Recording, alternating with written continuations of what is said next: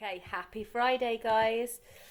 This is the penultimate, that means not the last one, but the last but one lesson that we have got on the butterfly lion, unfortunately. And today we are reading chapter 12, which is called The Butterfly Lion. A little bit like the title of the book.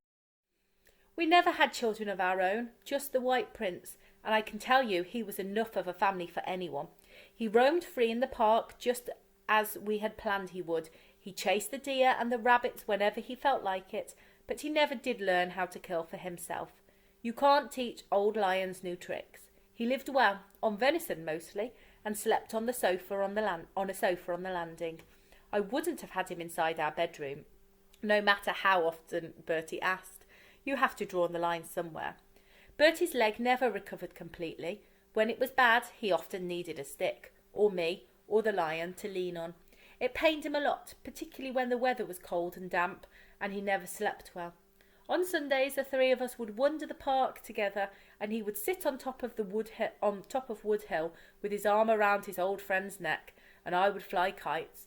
As you know, I've always loved kites, and so, it turned out, did the lion, who pounced on several of them as they landed, savaged them, and ripped them to pieces. The lion never showed any interest in escaping, and even if he wanted to, the park wall was too high for an old lion to jump. Wherever Bertie went, he wanted to go too, and if ever Bertie went out in the car, then he'd sit by me near the stove in the kitchen and watch me with those great amber eyes, listening all the while for the sound of Bertie's car coming up the gravel to the front of. The old lion lived on to a ripe old age, but he became stiff in his legs and could see very little towards the end. He spent his last days stretched out asleep at Bertie's feet, right where you're sitting now. When he died, we buried him at the bottom of the hill out there. Bertie wanted it that way so that he could always see the spot from the kitchen window. I suggested we plant a tree in case we forgot where he was. I'll never forget, he said fiercely. Never. And besides, he deserves a lot more than a tree. Bertie grieved on for weeks, months after the lion died. There was nothing I could do to cheer him or even console him. He would sit for hours in his room or go off on long walks all on his own. He seemed so shut away inside himself, so distant. Try as I did, I could not reach him. Then one day I was in the kitchen here, when I saw him hurrying down the hill, waving his stick and shouting for me. "I've got it," he cried as he came in. "I've got it at last." He showed me the end of his stick. It was white. "See that, Milly? Chalk. It's chalk underneath, isn't it?" "So?" I said. "You know the famous white horse on the hillside at Uffington, the one they carved out of the chalk 1,000 years ago? That horse never died, did it? It's still alive, isn't it? Well, that's what we're going to do. So it'll never be forgotten. We'll carve the White Prince out on the hillside. He'll be there forever, and he'll be white forever too." "It'll take a bit of time, won't it?" I said. "We've got plenty, haven't we?" he replied, with the same smile he had smiled at me when he was a 10-year-old boy, asking me if he could come back and mend my kite for me. It took the next 20 years to do it. Every spare hour we had, we were up there scraping away with spades and trowels, and we had buckets and wheelbarrows to carry away the turf and the earth. It was hard, back-breaking work, but it was a labour of love. We did it, Bertie and I. We did it together. Paws, claws, tail, mane, until he was whole and perfect in every detail. It was just after we'd finished that the butterflies first came. We'd noticed that when the sun comes out after the rain in the summer, the butterflies, Adonis blues they are, I looked them up, come out to drink on the chalk face. Then the White Prince becomes a butterfly lion and breathes again like a living creature. So now you know how Bertie's white lion became the White Prince and how the White Prince became our butterfly lion. Okay, end of that chapter. And again, that's a lovely chapter. Your 5 questions on it are: what does you have to draw the line somewhere mean on page 103? Okay, where did Milly and Bertie bury the lion? What was Bertie's idea to remember the lion? How long did it take for them to create the lion? And why did the lion become known as the butterfly lion? Okay, there are your sentences. Pause the video while you have a go at answering. Okay, so you have to draw the line somewhere means you have to put your foot down sometimes and say no. Okay, so she was saying, no, I've let the lion into my house, Bertie. I've let him come into the house, but I am saying no to him coming and sleeping in the bedroom.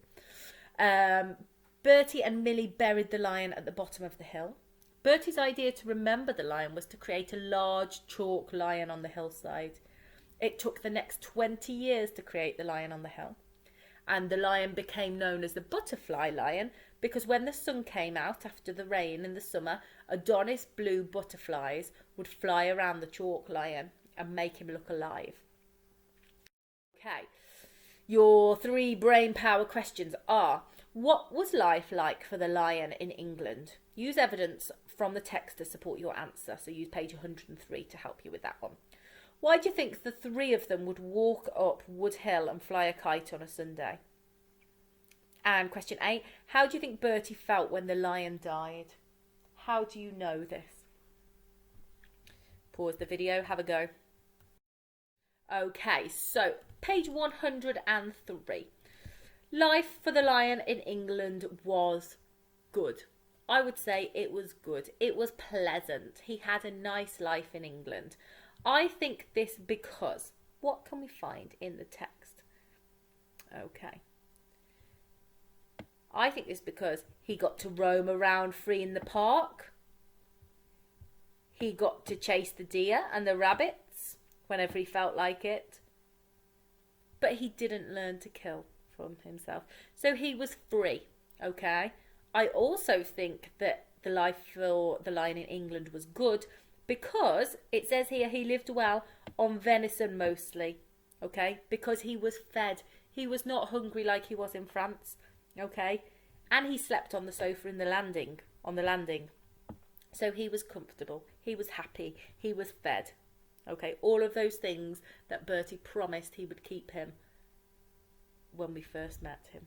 Okay. Question 7. Why do you think the 3 of them would walk up Wood Hill to fly a kite on a Sunday? Okay, so where does it say? Oh, here we've got, on Sundays the 3 of us would wander the park together. If you think back to the start of the story, Bertie and Millie's story started at Wood Hill, didn't it? So it's quite nice, and I think that's why Michael Morpurgo's chosen for them to wander and to go on Sundays, specifically on Sundays, not any other day of the week. On Sundays, they used to go to Wood Hill, okay?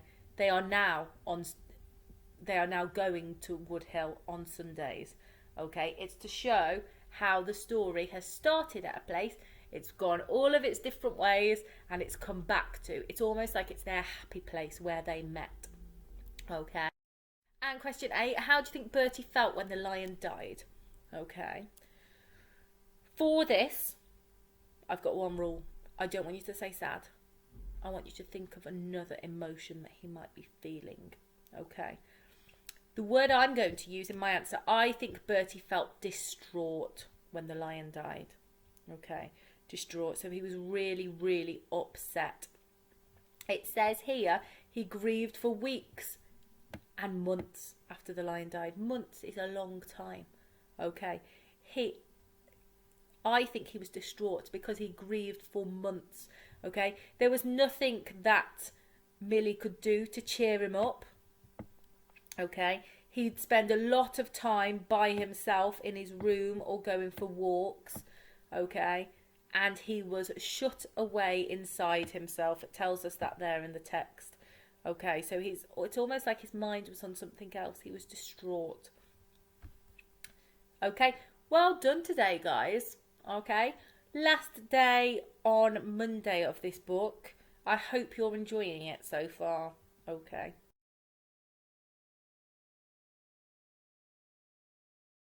Hi guys, so I'm going to go through your do it and secure it from yesterday.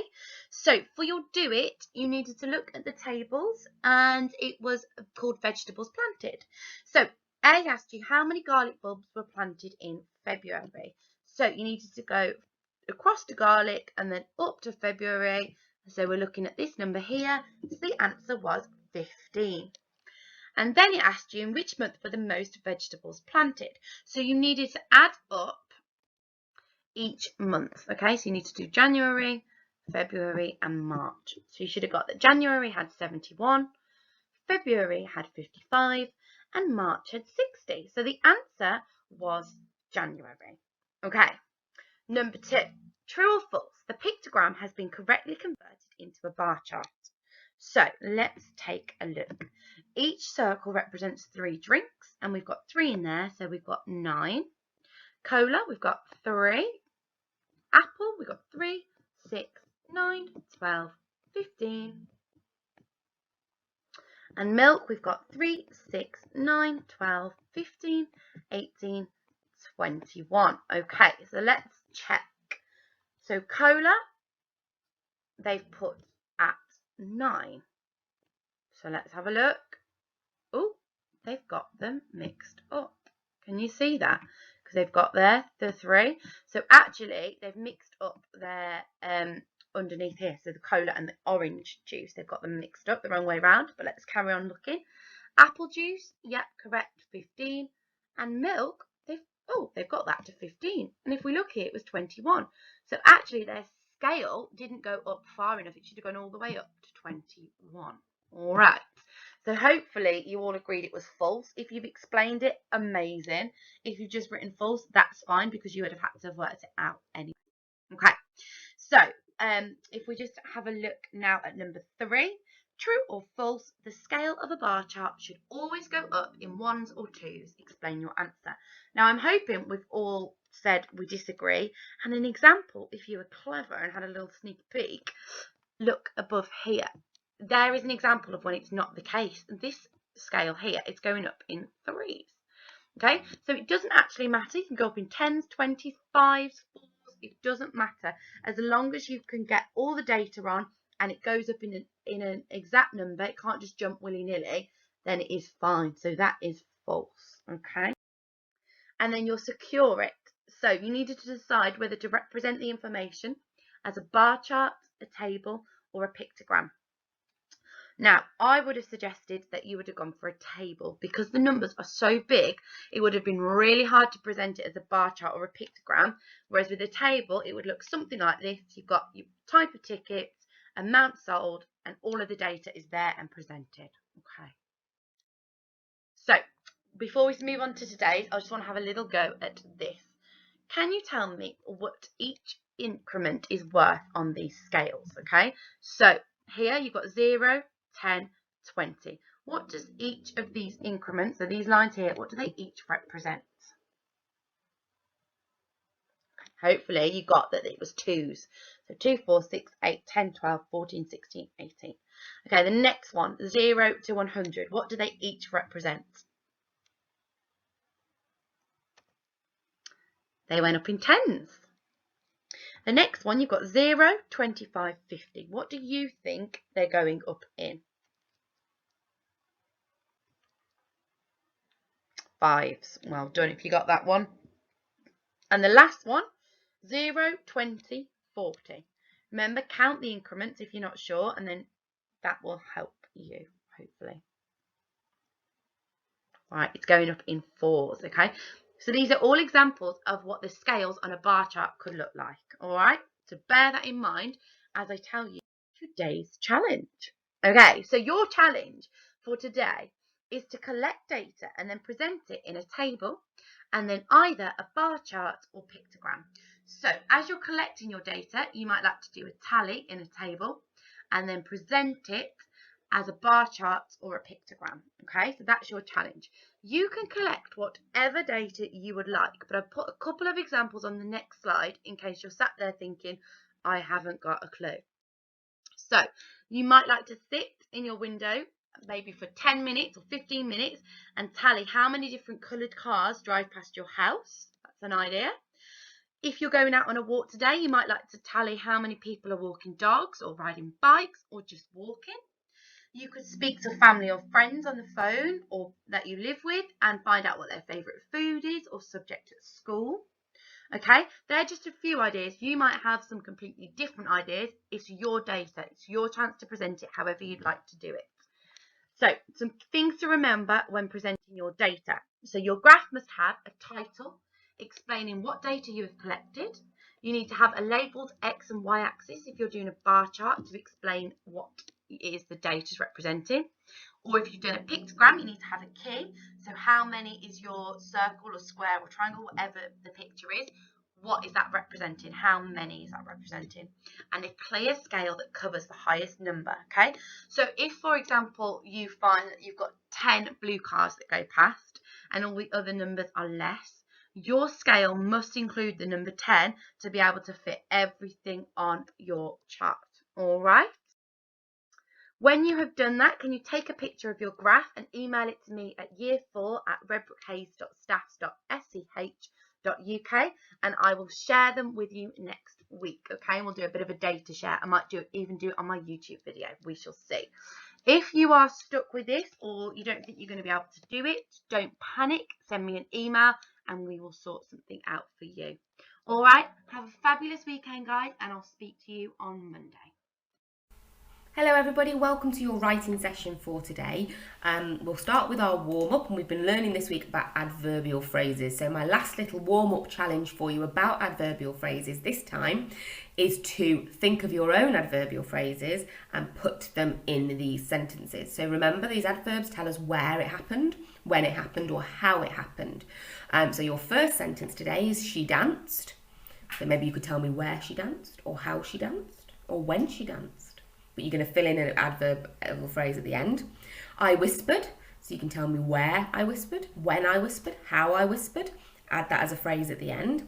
And then we've got Caroline got wet, and you can add an adverbial phrase onto that. So pause the video, copy out the 3 sentences, and complete them with your own adverbial phrase.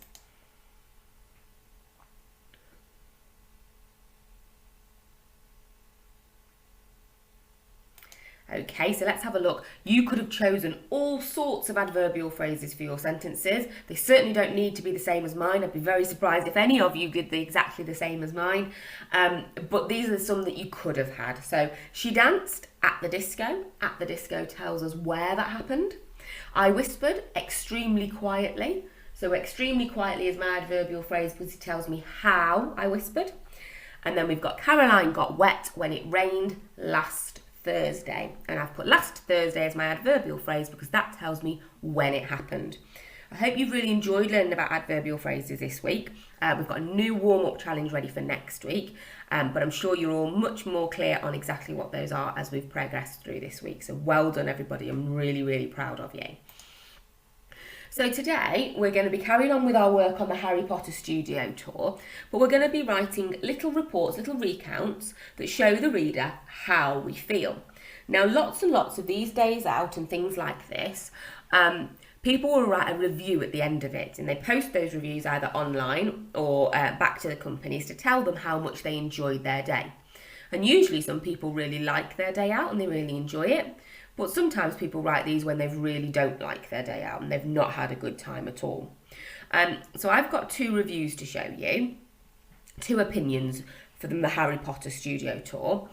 One of these really liked it, one of them really hated it, but I want you to do, while we are reading through this text, listen out for all the things that tell us, do they like it, do they not like it, and how do you know?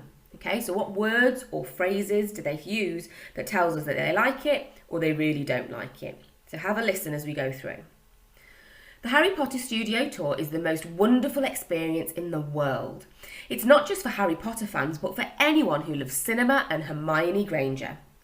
The sets are absolutely incredible, and they have added even more since last time. Hermione is obviously the best character from the Harry Potter series. She is smart, pretty, brave, and quite simply amazing. Hermione fans won't be disappointed as you can see her Yule dress, satchel, and her pile of books, as well as her school uniform and wand. Even queuing for a few hours to get in was so worth the wait. Although I was cold, it gave me so much more time to think about Hermione and what I might see when I got in. I squeezed past the crowds to get to the front and I could see everything really clearly.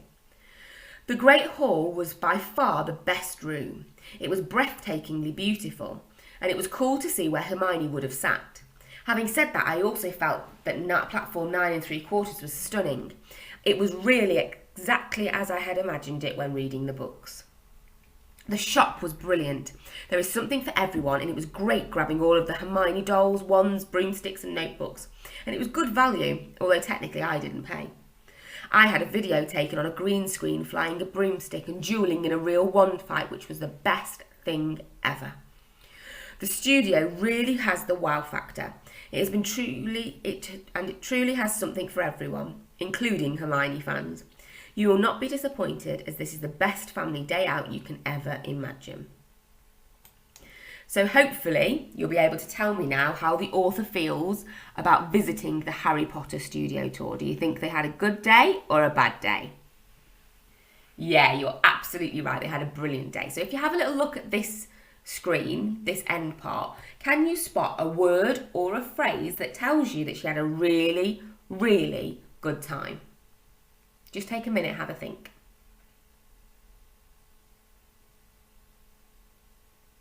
Okay, I wonder what you spotted out. There were lots and lots you could have picked from, and this might be some of the ones that you picked. So she talks about it being the best room, breathtakingly beautiful, stunning. The shop was brilliant, something for everyone, the best thing ever. It's got the wow factor, and you will not be disappointed. It's the best family day out you can ever imagine. So she definitely makes us understand that she really, really had a great time. Let's have a look at opinion 2 then. So we already know, because I told you at the start, that one of them was going to really like the day out and one of them was going to hate it. So we know that the first writer really enjoyed the day out. So let's look at the second one and see if you can spot the words and the phrases that tell us that he had a really, really bad day. Okay? So the Harry Potter studio tour has to be one of the worst experiences of all times. And to top it all off, you have to pay a ridiculous amount for the pleasure. After what felt like 2 hours of queuing, we were greeted by the introduction host, who tried to set the scene of things to come. This was underwhelming and didn't give me high hopes for the tour, which was lucky as the studio tour is little more than an expensive museum of film props. The experiences felt tired and faded and not what you would expect for the entry price. There were no rides and nothing of real interest except the green screens where you can ride a broomstick across London. A fantastic thought, until the price was announced as being £20. The tour makes you walk such long distances, which is a struggle and unacceptable in this day and age.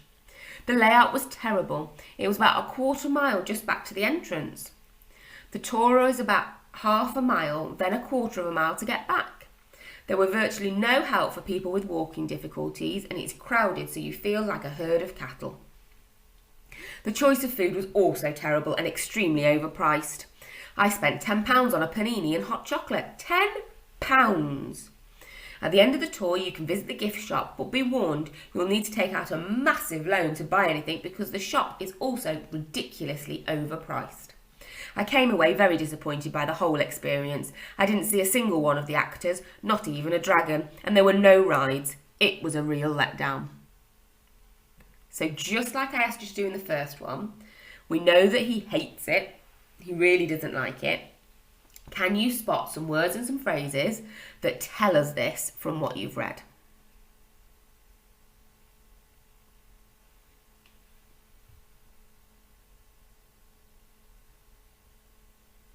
Okay, did you spot some of these ones? Long distances, struggle, unacceptable, layout was terrible, virtually no help, crowded so you feel like a herd of cattle, terrible, extremely overpriced, ridiculously overpriced, very disappointed, a real letdown. I hope you spotted some of those. I think you can tell from just those words and phrases that he really, really had a bad day out. So what do I want you to do today? So your task today is to write a recount which shows the reader how you feel, okay? So we're going to first choose a place to review, okay? It could be that you can imagine that you visited the Harry Potter studio from all the work that you did yesterday. Or if you can remember another day out that you've had where you've visited somewhere, you might want to write about that, and you can write about either of them, it really doesn't matter. Then I want you to think about if you enjoyed your day out or you didn't, okay? Then I want you to list 5 things you want to talk about in your review, because that will form your different paragraphs. So if I went maybe to Alton Towers, I might want to talk about 2 of the rides that I went on. I might want to talk about the place that I ate.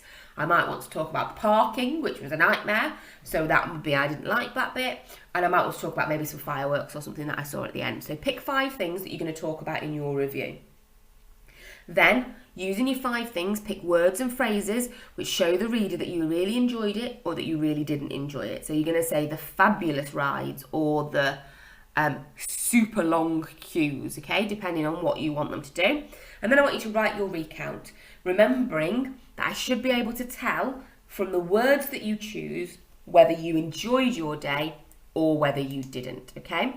And once you've done that today, if you want to email them across, Miss Cunnington and Miss Foster will be happy to see them, and we should be able to tell you whether you've managed to show the reader how you felt from the words that you've chosen.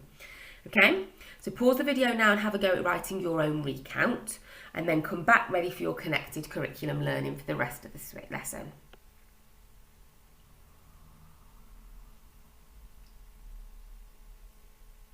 Okay, we can't wait to see the recounts that you've been writing. Connected curriculum for today. It's our very last day on this particular topic, so we've been learning about mountains and volcanoes and earthquakes in our World of Wonders topic.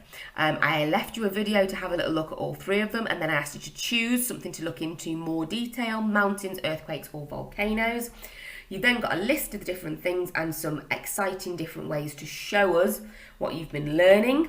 If you are going to do one of those challenges, this is your last day for mountains, volcanoes and earthquakes. We're moving on to something completely different next week. So if these haven't really tickled your fancy, you can always have a look at the ones that are coming next week and see if you'd rather do some of those for your World of Wonders topic as well. Have a wonderful, wonderful weekend, everybody. We shall see you back here on Monday, and we cannot wait to see some of the exciting learning that you've been doing from home. We're so proud of you. You're all doing an absolutely brilliant job. Have a wonderful weekend, and we'll see you soon. Bye, everyone.